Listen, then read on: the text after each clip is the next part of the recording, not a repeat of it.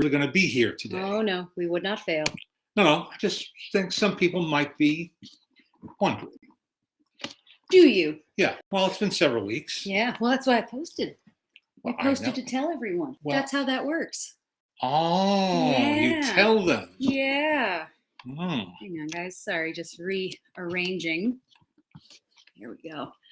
Our IT department, which is to say, her husband. Is out of town.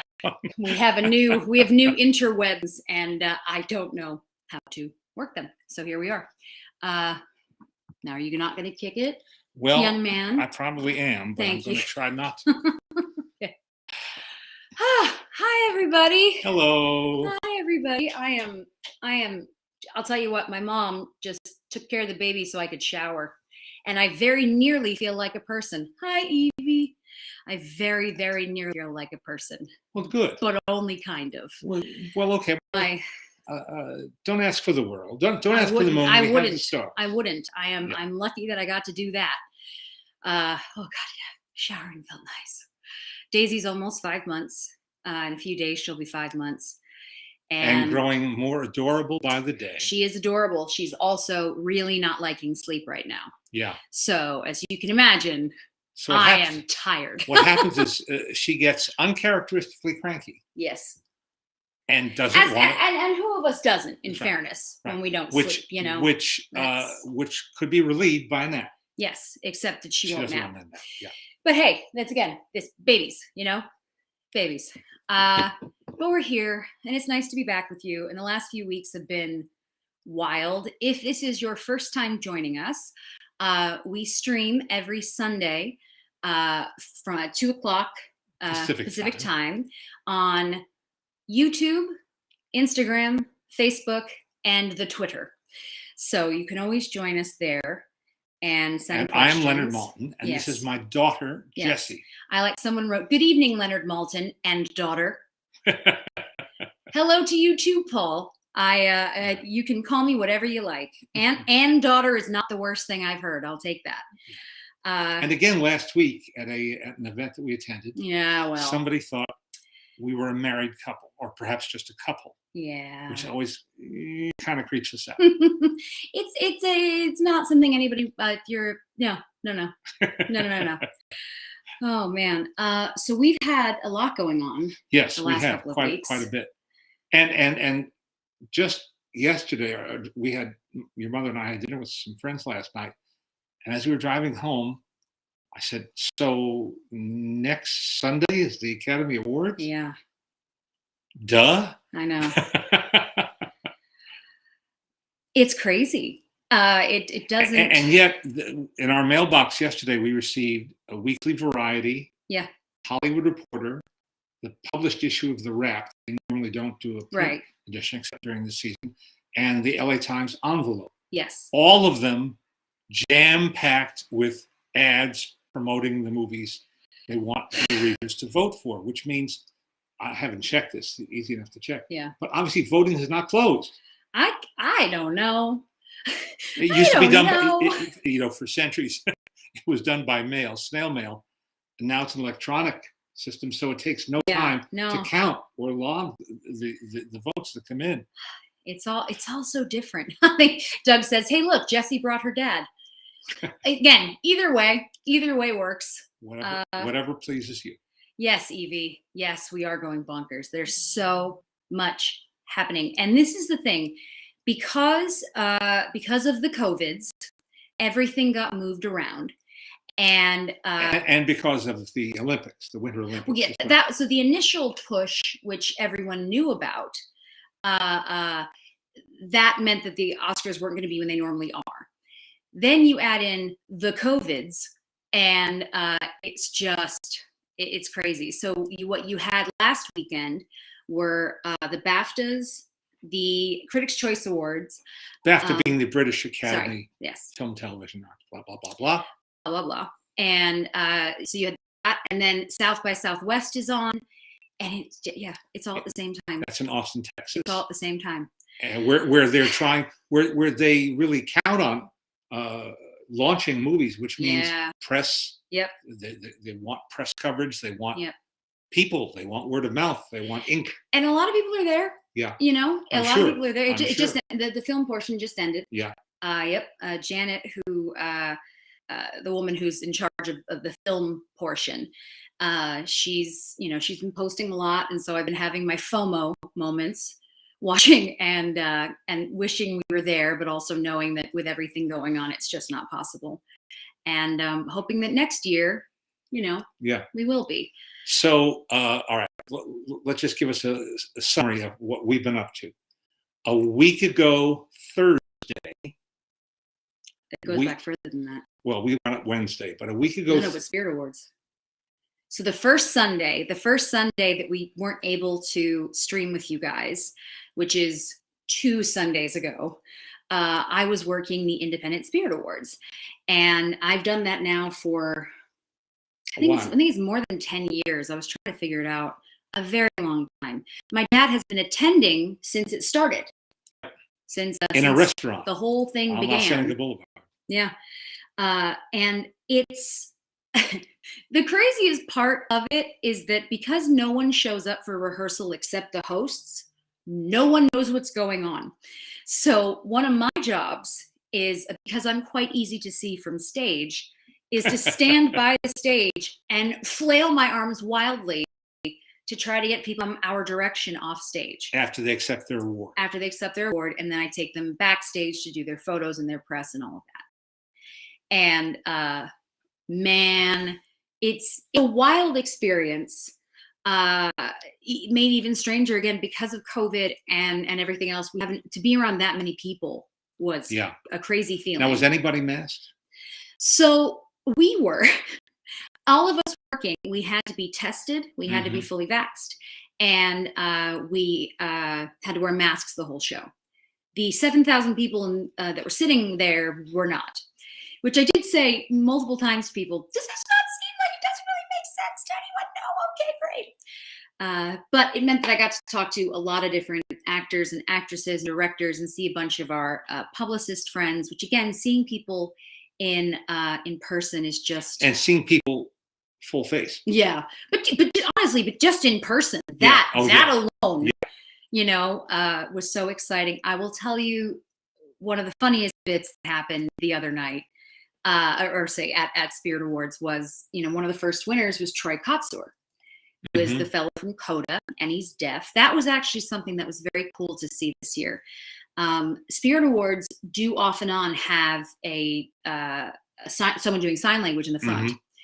This year, because there were so many people there, Marley Matlin and a bunch of others, they were quite literally front and center. So right in the middle of the stage, standing there were people signing. And it's really beautiful. It's a beautiful thing to watch, but also it makes you feel like we're all in this together. Yeah. Only problem, when Troy went off stage, because the person presenting did not know where to go, they took him the wrong way. Now, Troy is deaf. So when people were trying to call his name to find him, I had to remind them that he couldn't hear them calling his name. But it was, that was fantastic. And then, last Thursday, we were in Santa Barbara. Thursday, we were in Santa Barbara, where that evening I presented, as I do every year, their Modern Master Award, and they have now renamed it the Malton Modern Master Award, which is very flattering. Yes. Very, very nice recognition, since I've done it for about 30 years. Yeah. And it's very cool because your name's up on the marquee. Yeah. Of this beautiful theater in Santa Barbara. Arlington Theater on State Street. Yeah. A huge, majestic old theater. Gorgeous. Which was filled, because this year's honorees were Nicole Kidman and Javier Bardem. And it was the first time they were joint honorees. Yes. First time I've ever done a double act. Yeah. But Nicole Kidman, as you may have read, tore her hamstring. Ouch. Tore her hamstring. Ouch. And had to be home. She went home to Nashville and Zoomed in, which initially we were all worried, sort of going, oh no, she's going to be on Zoom on the screen and Javier's there. How is this going to work? It worked surprisingly well. because as she does in her performances, she committed to it. Mm-hmm. Said, I'm doing this. Yeah. And she did it wholeheartedly. Yeah. You've also known her yes. a very long time. I've interviewed her over many years. And time. you have a nice relationship with her. And she was great. Yeah. She was terrific. We showed good clips. And although I think some people didn't know what to make of the clips from Birth and Dogville, both of which it shows, because I wanted to show how daring she's always been in her choices, not just recently, but right from the start. And but she was terrific. Yeah. And then she was joined on stage live in person by Javier Bardem, who I had only met briefly once before. What a charmer! What an absolutely charming man. Yep. And but he's not coasting on his charm. It was obvious, speak as it would be watching, selection from his films. He's terrific. Mm-hmm. He has a great smile and a great way about him, but he is serious about his work. He has a great work ethic, and makes intelligent choices and interesting choices. Mm-hmm. And again, we showed a handful of film clips. And like a lot of people who are utterly professional and easy to work with, and right on top of everything, he doesn't think anything of it. He thinks, well, why on earth would you do otherwise? Or why would you act any other way? Yeah. So obviously he has not been exposed to some of the yahoos that do exist in the business of show. Anyhow, it was a treat to talk to him. I can't say the name of who this is about, but a director said to my dad, Leonard, you're always in such a good mood. And my dad did not say this out loud, but it has become sort of our family joke. That's because I don't work for you. That's what we, yeah. And it's true. It is true. It is true. And that was Thursday night. Mm-hmm. And it was a very successful evening. Mm-hmm. Javier had the audience in the palm of his hand. They were wild. But by the end of the evening, they were just going wild. Well, you and Mommy both were so taken with him. Yeah. You were both so taken with him. I ended up having to leave early. Daisy, if you do not know, I have a daughter. She's about to be 5 months old. And the thing about babies, man, they're real selfish. Like, they just expect you to do everything for them. You don't get to go out when you want to. It's just the worst. But she was being very fussy, and we thought that it best to take her home instead of trying to go to the theater with her. And didn't want to. Get the side note of it's very funny because now that we are taking her places, people will move because they just see a baby and they're like, nope, take off. And we keep going, no, she's a good baby. If she does cry, which she generally doesn't, but if she does, I take her away. I would never. I think that's people don't count on. I know this. People don't count on. Never. Anyway, so we were enjoying being in Santa Barbara. We had a very relaxing day on Thursday at a nice hotel with a nice view. And we had to abandon all that. Do you want another pillow? Maybe. And we had to abandon all that because we had to drive back. Because Friday morning we had to be up bright and early and looking good, or as good as we could look, to go to the AFI, the American Film Institute annual luncheon. I've been a juror for that AFI. Not a competition, for the AFI Awards. Honors. For many, many years. Honors. Yeah. And the perk is that we get to go to the lunch. So they choose it's the 10 best films and the 10 best TV shows that are honored. I don't use the word best. No, I'm just saying. Yeah, no, semantically they make a distinction. Yeah. Whatever. A thing we like more than other things that we don't like. That's right. Yeah. And it's always a great meet and greet place, and this year was no exception. Yeah. And we had fun. Yeah. In part. Now, also, my mom gets to go. My mom and my dad go together. It's not an event that I get to attend. My mom is invited because they love her, quite honestly. She's one of the only spouses that gets to go because who doesn't want to be with Alice? But, we don't often get to see TV people, folks who primarily do television. Yeah. So part of what's been so much fun for you guys is being in a room with folks from Mad Men. Being over the years, all the different shows you can think of. My mother my wife, your mother, Thank you. every year for a while, look forward to her hug from John Hamm. Seeing her boyfriend John Hamm year. But it's wild. It's all kinds of people. And at the end of the and it doesn't drag on. Mm-mm. Bob Gazzali sees to it that it doesn't drag on, and there's very little speech making. There is a clip reel, and for the past few years, Ann Hornaday, the very bright film critic for the Washington Post, reads what Bob calls the rationales for each choice. Yes. Each of the movies, each of the television shows, and then at the end, he likes to have somebody come up and give a benediction, as he calls it. So this year, Morgan Freeman stepped to the podium and spoke briefly but beautifully about Sidney Poitier. And to mark this year, on the big calendar of the world. Mm-hmm. And it was a great way to finish. Yeah. It's a great way to finish. So that was Thursday. Sorry, that was Friday. That was Friday. Yeah. Then Sunday is the Critics' Choice Awards. And which used to be called, well, it's always been called that. The organization used to be called the BFCA, the Broadcast Film Critics Association. Keep your acronyms. There's too straight. Many acronyms. Too many. Yeah. We only attended for the first time in 2020. That was our first time going. Then obviously there wasn't one last year, and this year it's happening. It happened, I should say, though it was moved. Like everything keeps getting moved. But that's where we were last Sunday, sitting with you. And that was wild. That was wild. Because again, it never feels normal to be around that many celebrities. Like it doesn't ever feel normal. I had occasion to make that observation to Roger Ebert many years ago at one of these gatherings. I said, there's like an inverse proportion of how much you're overwhelmed by how many famous people are in the same room with you.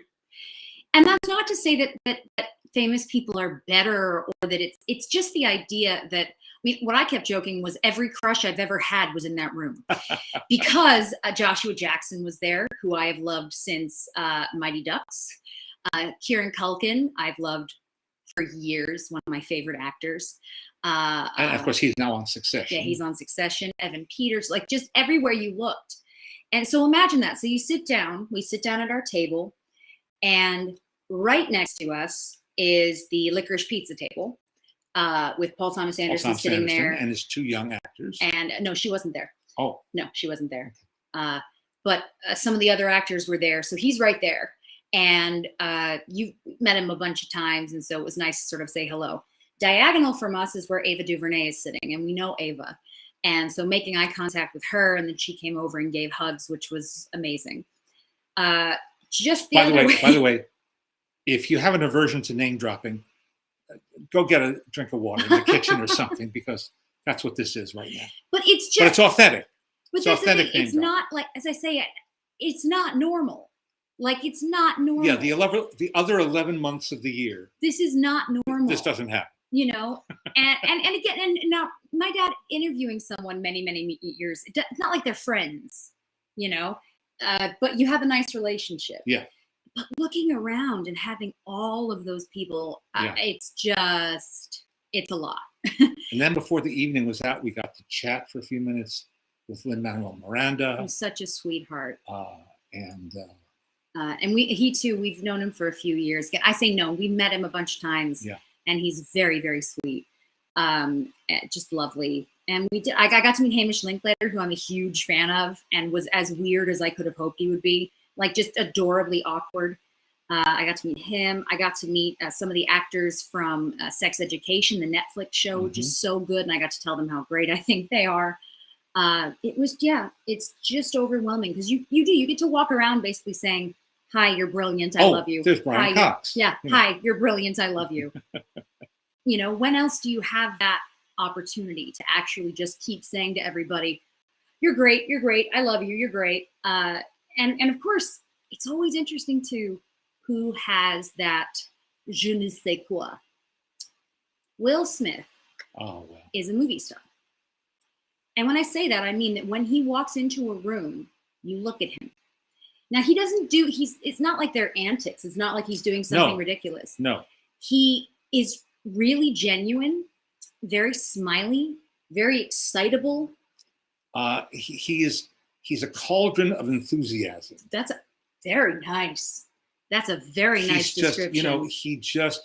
And it never seems false. No. It seems absolutely real. Yeah. And it's infectious. And you get caught up in his enthusiasm. And he knows what to say. He always seems to know the right thing to say, to endear himself to even more people. I mean, even seeing him with Jude Hill, who's the young boy in Belfast, who is, Jesus, he won for best sort of young actor. This kid is smarter than all of us. He's more poised than most of us. He blew my mind. But watching, Will went over to meet him. Like, Will made a point to go over to meet him. And that's the kind of thing I've seen him do. And there are a handful of actors I've gotten to see firsthand do those kinds of things. I will tell you that one of the most beautiful things I've ever seen was Robert Downey Jr. with the young girl that played his daughter in the Avengers series. We got to go to one of the last big premieres that they did. We don't often get invited to premieres, but every now and then it happens. And he kept making a point as they were all standing in front of everybody. He was picking her up. He was making sure she got to speak.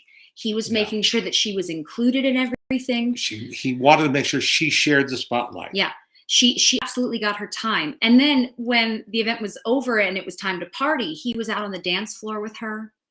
And it was just like, as I said, and I did have the opportunity to say to him that what you did for that little girl is something that's going to stay with her whole life.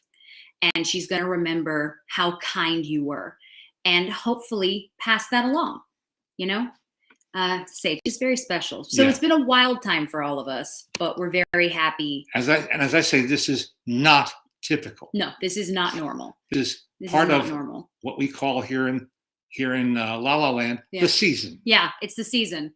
But man, I'm always grateful when I see actors having a moment, directors too, when they sort of take the time to do something that they know is going to have an effect on somebody. Yeah. It's beautiful. So I'm just going to go through some of your questions. A few of you said you saw us on TV. Yeah. Oh, yeah. That's the other funny thing is that at a certain point, there's a camera guy and a sound guy with a lot of cable. Oh, so much cable. Who are prowling around the floor, basically getting B-roll, the ballroom floor where this CCA event is taking place. Yeah, and you can tell that they're over at so and so's table because they're a nominee for the next award, et cetera, et cetera. And then they crawl over toward us, and we're both sitting, and my dad goes, just act natural, because we're joking. The thing is, imagine when a camera's in front of you and you're supposed to not be looking at it. Yeah, you're not going. Don't acknowledge the camera. So we keep our eyes. So we both just sort of go, and a bunch of our friends saw it. And by the time even before we got home, people not only saw us, but took photos, screenshots. My friends did what I do. When I see one of my friends on TV, I am 100% an old Jewish mother, and I take 7,000 pictures of the screen. And a bunch of our friends did that, which was just very funny and wonderful. Some more came in the next morning in my email. Yeah. That was the most exposure, the best exposure I've had in ages. Well, it's so the 2 years ago when we were at them for the first time, we were sitting at a table where we were behind the Schitt's Creek table, and they kept cutting to the Schitt's Creek table, and you could see my hair in the background. So I had friends sending photos going, "Your hair's on television." I was like, "Yep, I finally made it, you guys. My hair made it to TV." So yeah, just again, a wild time for sure. Lynn says, I watched the Critics' Choice Awards last week, and who should I see on my screen but Leonard and Jesse? That's right. It was, as I say, we're inescapable. We are inescapable. Jonathan says, we want the Oscar to Lin-Manuel Miranda. He wants Lin-Manuel Miranda to win because he would become an EGOT. The thing is this, even if he doesn't win, and he may, because that's, the music for Encanto has done very, very well. Yeah. Even if he doesn't, he's going to be one soon. I don't think anybody doubts that he's going to win an Oscar. It's in the cards. That's going to happen. And he is so good at being genuine. Like he really, when he speaks to you, he actually looks like he's speaking to you. He's not looking over your shoulder at who's standing next to you. He's very, very special. Vincent says, "Hey, Leonard and Jesse, hope you're doing well. I just got my Criterion Collection Citizen Kane 4K and The Lady Eve, which I just saw and absolutely loved." Well, those are good purchases because they're both outstanding. Even amidst a field of really great work that Criterion does pretty consistently, week in, week out, those two are standouts. And I'm proud to be part of the Lady Eve Zoom discussion panel. Very happy to participate in that. And the Citizen Kane is just a knockout. Yeah, so good. And film deserves no less. Lars says, "How do you predict Oscars for what do we think is going to win Best Foreign Picture this year?" Well, again, so now they've changed the term. It's international. We do not say, and this goes into Victoria's asking, do you expect they will do away with the best foreign language film? I don't. No. That's a very important category, and partially just because it means that a film doesn't have to compete with all of the other mainstream. By having this other category, it means, first of all, it means that a lot of these foreign films will get attention that they may not have gotten otherwise. But beyond that, it means that they actually can win something. Yeah. Whereas if you're up against, a lot of the big guns, it may be harder, which is not to say it doesn't happen, but it's a way of sort of celebrating international cinema, which is really nice. As for who will win, well, most of the attention seems to be focused on the Japanese film Drive My Car. That one seems to. And so if I were a betting person, which I am not, I would say that's my prediction. Yeah. I have a pretty cloudy crystal ball on the whole, but I would say that's my prediction. My godfather, Pete Hammond, he is the handicapper. Yeah. He's the one to go to all the time. CJ says, "Leonard, do you miss old Hollywood, the Pecks, Newmans, Woods, etc.?" Well, sure, I miss some aspects of that. I came here in 1982, commuted here in 82, moved here in 83 for what I thought was a temporary stay. Yeah. What Alice and I both thought was a temporary stay. I always say they forgot to leave. Yeah. So we got sort of the tail end of old Hollywood, and I'm grateful. The first time we went to Chasten's, we were out here for years before we dared to set foot in this, infamous shrine of old Hollywood. Yeah. And we were seated at a banquette, a red leather banquette in the front room, and Maud Chasen, Mrs. David Chasen, was still alive and perfectly coiffed, wearing a Chanel outfit, came by and greeted us.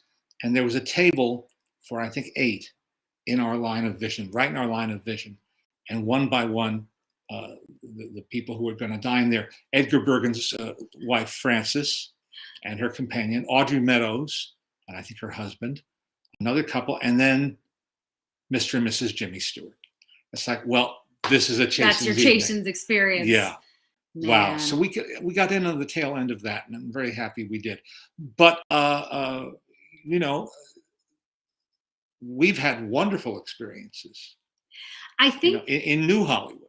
There are some people who have, as we're talking about Will Smith, he has that, he has that charisma, and he also, a lot of our friends call it potty training.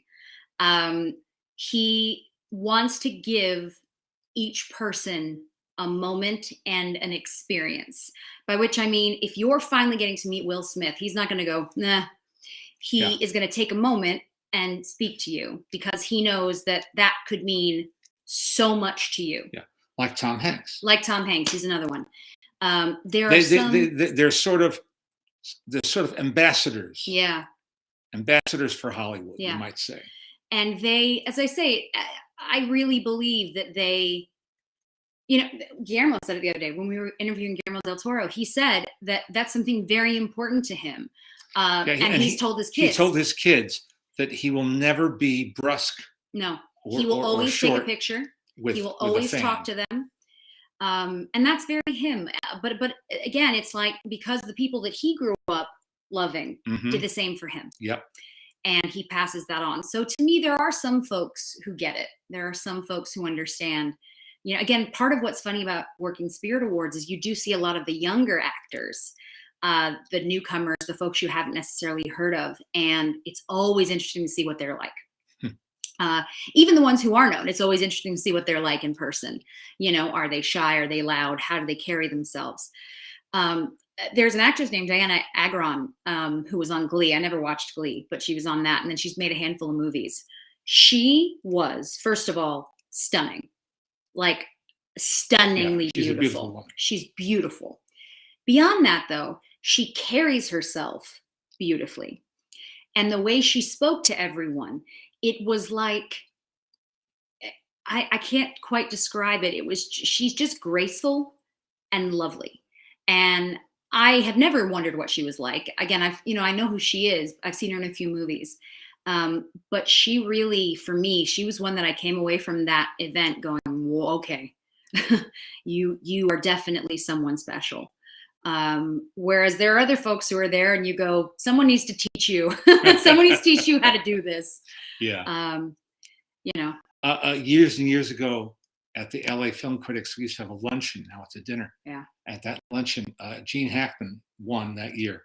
And he said, this is something they don't teach you in acting school. How to get up and accept an award, how to be gracious. Yeah. Well, and that's the thing, it's interesting. Josh and I were talking last night about how Kristen Stewart, they have pushed hard for her to get nominated. Very hard. They have pushed and pushed and pushed for her to get attention for Spencer. And she has been at every single event, all of them. And, it is wild because sometimes the person really wants it because they do all of these events, like Kenneth Branagh. Kenneth Branagh wants it. He wants an Oscar. Yep. He wants to win for Belfast. Part of the way you know that is the way that they're campaigning and the way that he's a part of the campaign. Yeah. And Steven Spielberg. Yeah. Many years ago, I attended a Publicist Guild luncheon where he was given their some sort of citation or award, and he said that he has to balance these two seemingly contradictory feelings that he has, and he feels them very strongly. One is he wants to be able to have dinner at a restaurant and have his privacy, be left alone.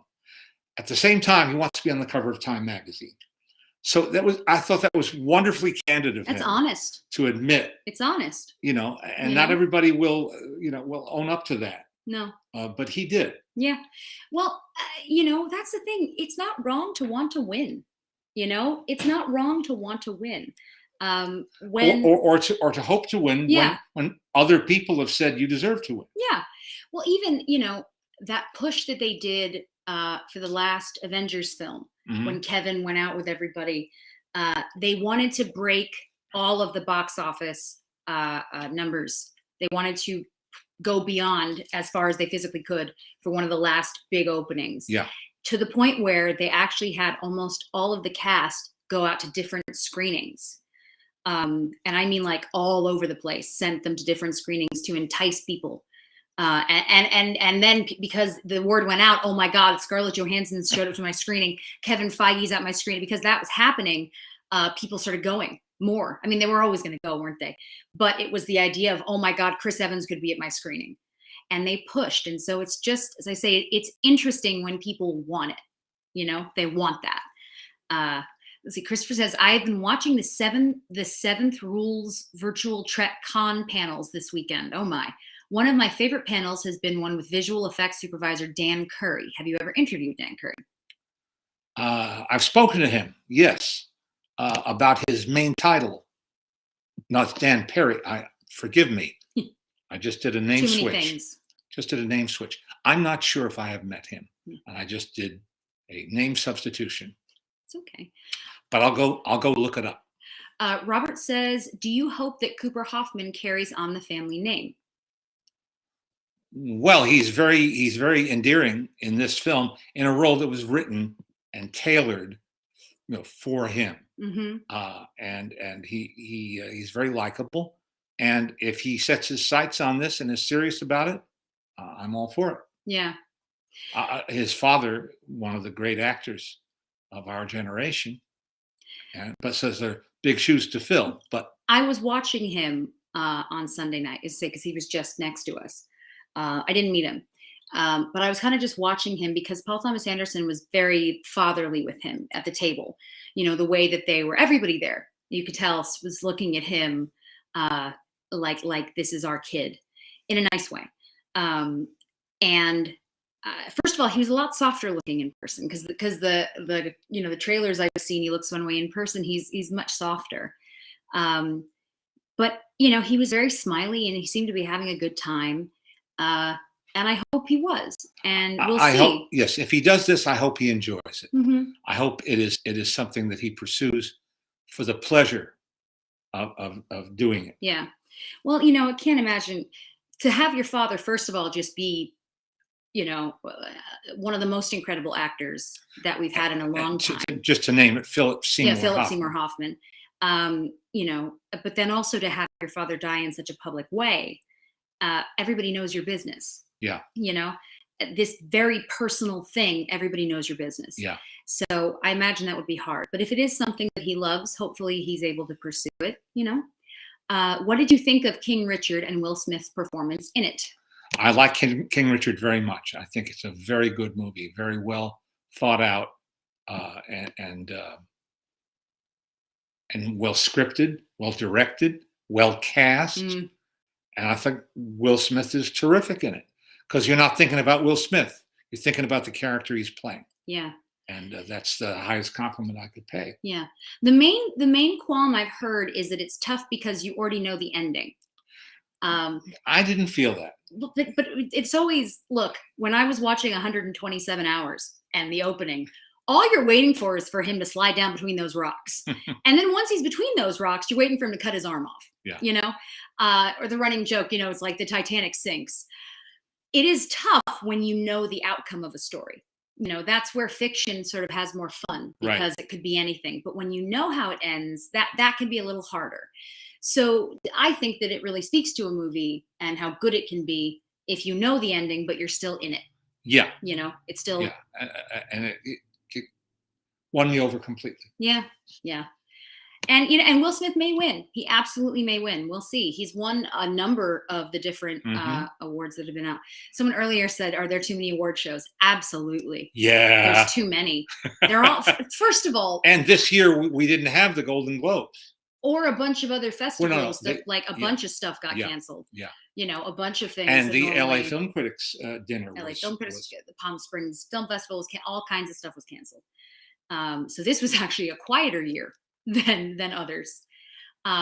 Here's the thing. Awards are made up, right? We could make one up right now. Mm-hmm. And you know what? We may be able to get someone to come and take it. We may be able to say, all right, here, Will Smith. I was tempted to do that one year for my class at USC because we begin our spring semester, so-called spring semester, in January. Yeah. And January, February are the months when the studios release their worst movies. Yeah. Now, mostly it's holdovers from December, from the year-end releases, which are all in the mix for awards. So there's still a lot of stuff, good stuff playing. But in terms of new movies, it's usually slim pickings and nothing too great, shows up. Yeah. So one January, I was talking to the fellow who books my class and all the screenings at USC, Alex Ago, and said, what if we invented an award? Yeah. Instead of just inviting somebody down for a screening, saying you're getting the USC film ambassador. Yeah, turquoise potato. I didn't have the guts to go through it. Yeah, but you could have. Yeah. And somebody would have come and taken it. Yeah. So, and look, everybody likes to win. Who doesn't like to win some accolade? Everybody likes to win. But yeah, there's a lot, and many of them don't matter. Many of them people don't really care about. But there are a handful that we know they do. So, it is what it is. And, and you don't have to go to all of them, but some people do. And yeah, as I say, that's generally when you know that somebody really wants it, is if they go to everything, because you can tell that they want to. Yes, and even that comment that you made, which is not an inappropriate comment, but even that shows the scrutiny that everybody is under. I mean, last Sunday night at the Critics' Choice Awards, the director Jane Campion made a remark. The real life Venus and Serena Williams were there at the same table as Will Smith and Ingenue Ellis and some other people involved with that movie King Richard, and she, in accepting her Best Director award, said something like, she said, so what she said was, Venus and Serena, you're great. Here's the thing. People kept referring to Venus and Serena because they were sitting at the very front. Yeah. And so everybody kind of kept going, oh my God. Yeah. Because I've talked about this before, but you realize movie people don't often see sports people. Who are you starstruck by, right? I always talk about the year that Kobe Bryant was nominated for an Oscar. Everybody, it was really funny to see, people were really reacting to him because how often do we see athletes? And he was reacting to everyone else because how often does he see these sorts of film people? It was really interesting. So multiple people, when they were accepting their awards, sort of went, hi guys, because they were just right there. So Jane Campion gets up and says, you ladies are incredible. You're amazing at what you do. She goes, but you don't have to play against the boys. I do. And, what she meant by that, obviously, it was not malicious. It was not meant to be malicious. But what she meant was, you ladies, the women play the women in tennis, in sports in general. But, a female director has to go up against all these male directors.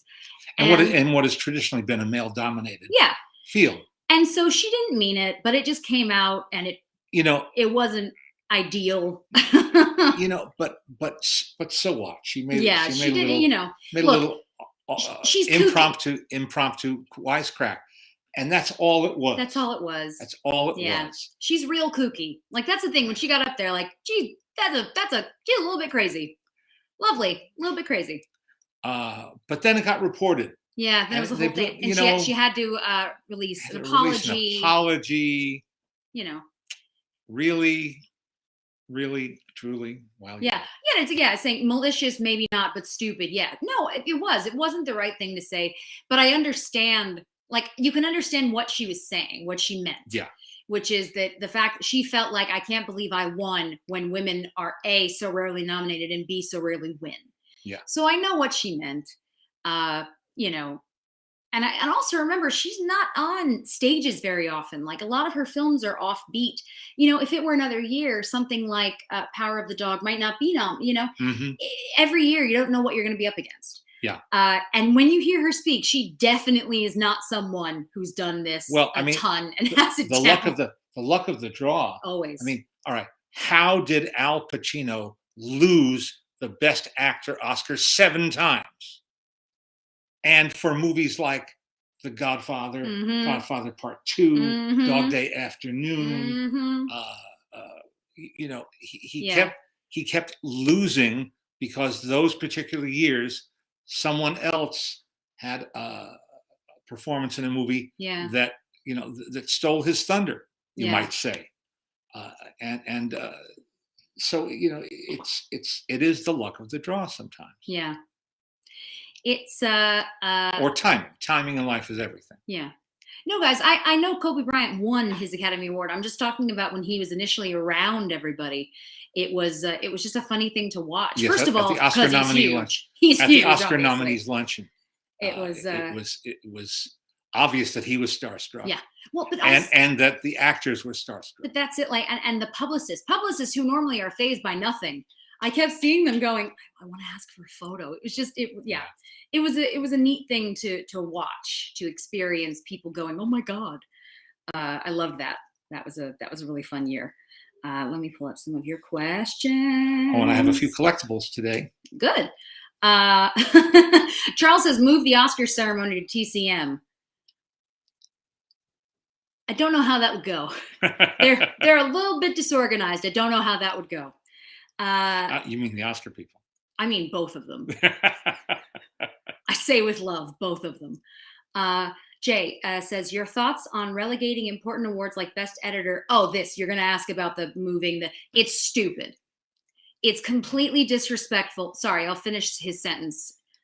The second most creative force on film prior to the actual telecast. I ask because I'm so angry that this will be the first year I don't tune in. If you don't know, several of the categories are not going to be 8 to be precise. Filmed live. They're going to be happening from 4 o'clock to 5 o'clock while people are still on the red carpet. It's stupid. And I think it's completely unacceptable. And it's been dictated, obviously, by the television network, ABC, to make it a tighter, possibly more entertaining broadcast. And this is the conundrum that has been faced for decades. The Academy Awards are an industry event, honoring industry people who are not necessarily famous. Yeah. And getting awards that are not necessarily relevant to Mr. and Mrs. Joe Smith. Mm-mm. And or Mr. and Mrs. Jones Smith. And it seems super rude to those nominees. It seems rude because it is. It is. And also, in general, in life, don't take something away. No. If you've always done it, no, as part of the program, don't take it away. It's honestly, it's unacceptable. It's completely unacceptable. Our friend John Burlingame wrote a really good piece because apparently a number of folks, James Cameron and others, actually sent in a letter signed by a whole lot of John Williams, right? A whole lot of Academy members and winners saying, come on, you still have time to change this. Don't do this. And then there are actors like Jessica Chastain, who has said that she will not be doing press from 4 o'clock to 5 o'clock. She's going in. Yeah. So whenever she gets there, she's going to do whatever press she can, but she's going inside because she's going to sit there and watch her team. Because obviously they're nominated for the Eyes of Tammy Faye. Right. For makeup. And she said, no, I'm going to go in and watch them. Yeah. So it's created a lot of bad feeling, ill will. I'm angry with you. Mm-hmm. I agree with your anger, and I think that it's completely unacceptable. Yeah. And I wish they weren't doing that. One of the questions I asked folks today was, what was your favorite film that's nominated this year in any category? So Doug says Licorice Pizza. Ken says Nightmare Alley. He said it was the only film I got excited about over this past year. Absolutely loved it first in color and then in the black and white version that was screened at art houses. Well done. That's one of your favorites. It is. I think it is my favorite, actually, of the year. And it didn't get a lot of love at awards time, which is too bad. Stephen, my dad's talked about this film a couple of times. Stephen's asking if you've seen the Real Charlie Chaplin documentary. Oh, yeah. I like that very much. My dad got to interview the two young filmmakers in Telluride and really enjoyed the film.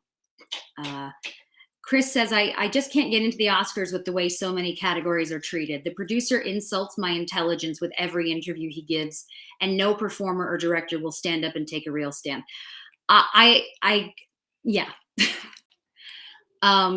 It's hard. The Academy supposedly represents all those people. Mm-hmm. What else is it if not a? That was me that time. I know. First time I've done that. Hey, Logan. But it's not a good idea. No, we all talked about. It's an idea that may have been forced on them or pressed on them. Yeah. By the television network and the television producers. Yeah. But that doesn't make it a good idea. And several people have pointed out that people who don't watch the Oscars because they're not interested. But this is okay. We talked about this the last time we were on. We talked about this a bit because I, for the life of me, do not understand why are you trying to get people who don't want to watch your awards to watch them, as opposed to honoring and supporting the people who watch. Why do something that's going to make people who already watch angry just to try and get the people who don't care to watch it. Non-existent. Like that's the thing. Prospective Why viewer. would you do that? Yeah. I always say the same thing over and over again. You either watch them or you don't. Yeah. Do you know who fought this fight 25 years ago? Who? Someone you knew, June Foray. Oh, God bless her. June Foray, God bless her. the late great June Foray, who was the voice of Natasha on Rocky and Bullwinkle, and the voice of Granny in the Tweety and Sylvester cartoons, and hundreds of other things that she did, was also the head of the short subject, animation short subject committee. She was or an branch. Incredible woman. And they were going to take those, because they seemed like the easiest ones to throw away. Yeah. She fought tooth and nail and embarrassed them into restoring them to the show. And again, this is the thing, yes, it's true. A lot of people are not speaking out, in part, honestly, because they want to win. That's the truth, is a lot of people want to win and they are afraid to say anything that could jeopardize that. And again, I do understand that. I understand that if you really feel like you have a chance, you don't want to do something that could then jeopardize it. At the same time, you don't want to alienate anybody while at the same time, honestly, unacceptable is the only word I can use, because that's what it is. It's really, really unacceptable. And I don't know anyone who thinks it's a good idea. And I agree with you. A lot of the interviews that they've been giving are just absurd. Where it's like, what's going to be? No, it's not. There's no excuse for this. Oh, listen, they're not bumblers. They're going to make the presentation, as slick and as agreeable and acceptable as they can. It's not going to be, done with a hatchet. But just, as I say, I don't care. I don't care how they're going to do it. They shouldn't be doing it. Okay. So speaking of films we love. Yes. Because at the root of all this is celebrating films that we like and love and care about. Well, here's a guy that you'll recognize from a film most of us love and know and care about. That's character actor Frank Morgan, best remembered as the Wizard and a number of other small roles in 1939 Wizard of Oz. And this is a tankard, a mug, that was sculpted by a fellow actor, a young actor named James Warren, who starred in a series of B westerns at RKO. He was under contract to RKO in the 40s, and he did 6 of these heads. Now, why would he not do like the biggest stars in Hollywood? Why would he choose to do character people? I don't know, but I'm glad he did. And this is one of 2. This Frank is my Morgan favorite. Mugs. He did a miniature It's as like well. Matryoshka dolls, where you just keep pulling out tinier and tinier Franks. Someone says, is that Frank Morgan or Stalin? Little bit both, maybe. Stalin never had that smile. That's right. And my friend Boyd Majors, editor, publisher of Western Clippings magazine, I'm sure many of you subscribe, as I do, interviewed James Warren years ago, who lived his later years in Hawaii and had these on a shelf behind him. So this is Victor Moore, the wonderful comic performer, who I guess is best known today for his role as Fred Astaire's best friend in Swing Time, the Fred Astaire Ginger Rogers movie. He was a star in silent films in 1915, and he was still a major player. 40 years later, he's in Billy Wilder's The 7-Year Itch with Marilyn Monroe. Victor, and here's the giant-sized Victor Moore, the same puckish face, beautifully captured by James Warren, and it's signed on the bottom. And why and how these came about, we'll never know. And there are 4 others, so I'll treat you to the others on other gatherings. A few people are bringing up some of the folks that have passed away. One being our friend Ryan is talking about Tim Considine. One of my mom's first crushes. And when she got to meet him, I, honest to God, thought that she was going to knock the man over. She was so excited. he was Marty. He was Marty in the Spin and Marty serial that ran on the original Mickey Mouse Club. Yes, Mini Morgue. I like that. Steven says it's Mini Morgue. Good. Mini Morgue. And so, and Tim was a very nice man. Very, very nice man. And gave me a couple of great interviews when Yeah. we did those Walt Disney Treasures discs. And because he was also a co-star with Tommy Kirk in The Hardy Boys, another serial that ran on the Mickey Mouse Club back in the 50s.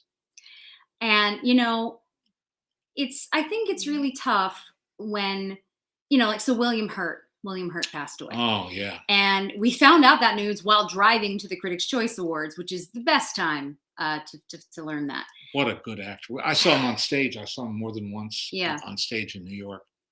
Two people here are asking, if you have favorite performances. I feel like with him, just anything he's in, honestly. He's one of those actors that's he's just great. He's a great actor. And anything he could do, anything he did beautifully, Well said. And it's a loss. It's a real loss. And he was only 71. 71, which is just, yeah. Yeah. My parents and I talk about that. It's very strange when someone your age passes away, because neither of my parents feel their age. I believe that when you do what you love and when you surround yourself with good people, I feel like you just don't age as much. And I guess that because of our friends, because all of our friends look like children. No, everybody, I do. I think that if you can lead the kind of life you want to lead, you're a lucky person. Andy says, wondering what you think of the Maisie series of films starring Ann Sothern. I've watched quite a few of them lately and thought they're a lot of fun. They are. They're amusing. They're not great, but they're amusing. And she has she's a great personality. And they tailored those films for her. And she did amazing radio.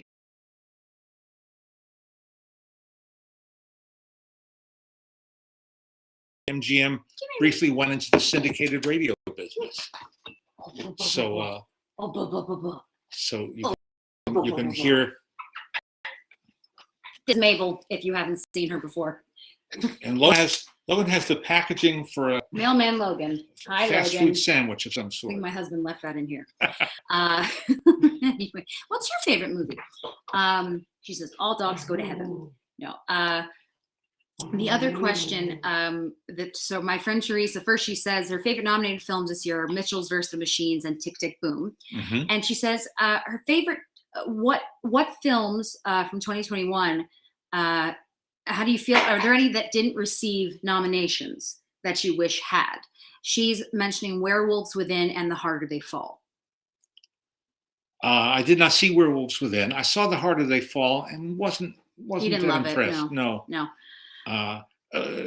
Good try, and certainly overdue, an all black Western, especially using real life characters from the Old West. But I thought it was a missed opportunity. Yeah. And husband felt the same. My husband went to see it with my dad, and he also wasn't a big fan. The Green Knight got completely snubbed. Did you like The Green Knight? I think you might be alone on that one. We tried to watch it and turned it off because it was terrible. But everybody's allowed to like what they like. Robert says, how do you feel about the Razzie Awards? They're fun. I don't pay attention. They're fun. They're silly. I think it's nice sometimes to remind people that this is all made up and silly. So I don't think it's a bad thing. Who was it? Was it Sandra Bullock who won a Razzie and an Oscar in the same year? I think so. Something was somebody like that, where she won both things, and because she has a good sense of humor, she attended both, which I love. One more. Let's see. One more we can get in. I know that Mr. Malton was friends with Jimmy Lydon, who just died at the age of 98.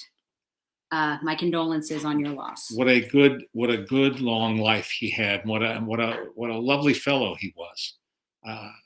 Alice and I drove down to Borrego Springs, I think, to interview him, and met his wife, who was his childhood sweetheart, and he married into a show business family. His father-in-law played his father-in-law in some movies. And he had great stories.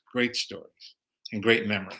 Victoria says Amy Irving was nominated for both and won a Razzie. This is the thing. Some people have a sense of humor, and I like that.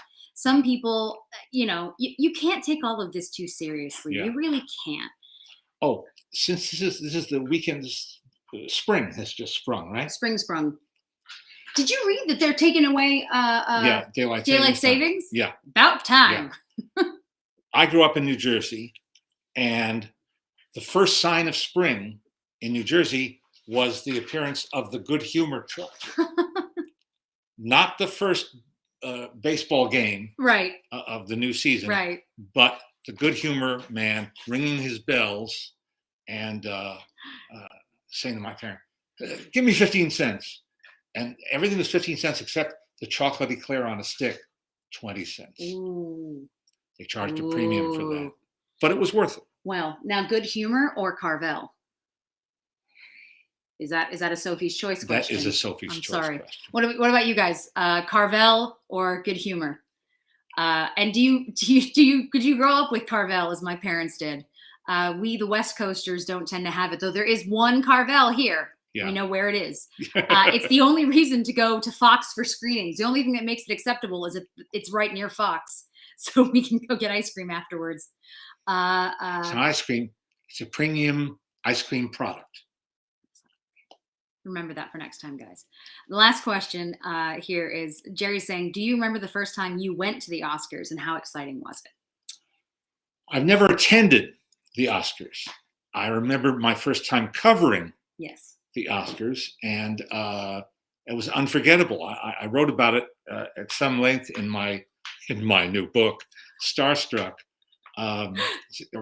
Still allowed to call it new? Yeah. All right. My new book, Starstruck. If my kid's new, your book's new.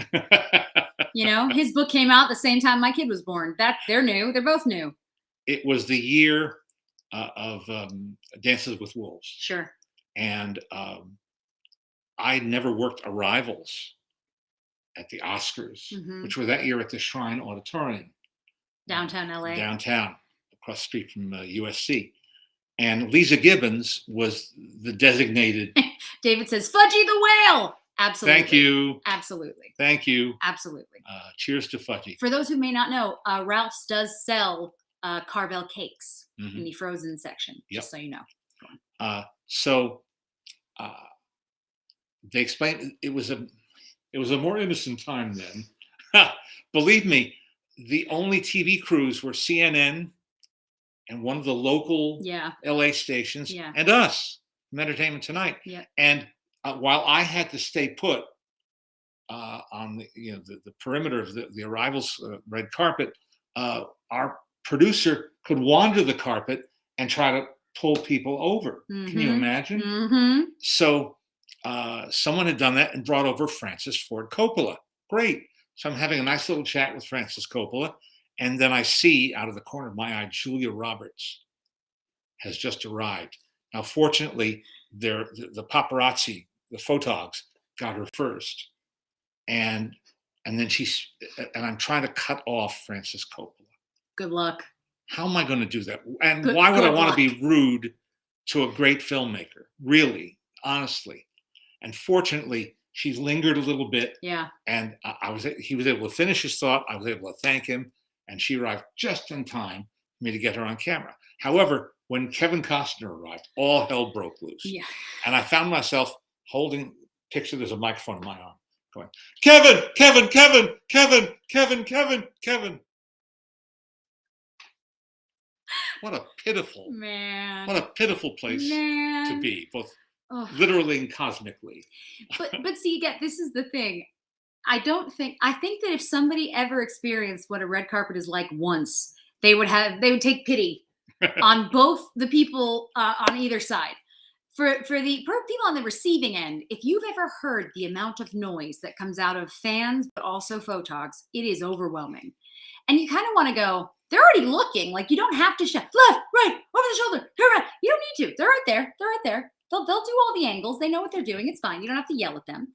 The first time I witnessed photog behavior was at I think an AFI dinner at the Beverly Hilton, where they built little mini bleachers, like 3 steps of bleachers for the photographers in the lobby. And Robert Wagner comes along. Now, there's no one on earth more cooperative and professional than Robert Wagner. Mm-hmm. And they've just taken this picture 1,000 times 3 nights earlier. Yeah. Yeah. At some other event. Yeah. And he poses for each bank of photographers. And then one guy pipes up and says, could you step back about an inch? And Wagner said, you can't lean forward an inch? Never enough. It's never enough. So it's a lot. It's a lot to listen to. Apparently, they're only having like a quarter of the number of press on the carpet this year. Oh my! We'll see if that actually is true or not. But yeah, it's a very strange. It's a lot of yelling. It's very, very strange and very, very overwhelming. But it's fun in the chaos. Okay, 2 questions I'm gonna ask you, and then we're gonna let everybody run free. Who's your favorite Oscars host, and did you ever meet Bob Hope?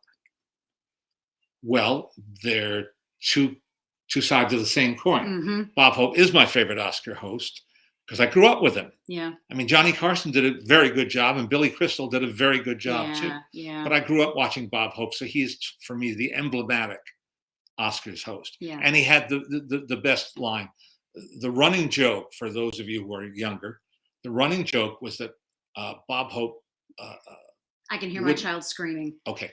Bob Hope Gotta go help mommy. knew he would never win an Oscar. Yeah. For being best actor. So he kept making jokes. And one year he said, good evening, ladies and gentlemen, and welcome to the Academy Awards, or as they're known at my house, Passover. Hey! That's a great joke. And I did get to meet Mr. Hope on several occasions, all of them very happy and pleasant occasions. I love it. Thank you guys, as always, for joining us. Yes, Victoria, we will always come back. She says, will you remember us after awards season? Look, if we don't win anything, we're out. This is the end. Thank you guys, as always, for joining us. We really, really appreciate it. We love spending our Sundays with you, and we're happy to be back doing that. Next Sunday, we'll still be on because the Oscars don't start until 5 o'clock our time. So we will be able to do that. But yeah, and if you have anything, again, you can always send questions during the week too. You don't have to just post them today. Yeah, we'll see you next Sunday for Oscar Sunday. Should we all get dressed up or something? Like, should we look nice? I don't know. No. Let's make it Let's look like schlubs. Okay. Yeah. Everybody be safe. We will talk to you very soon. Bye-bye. Be kind.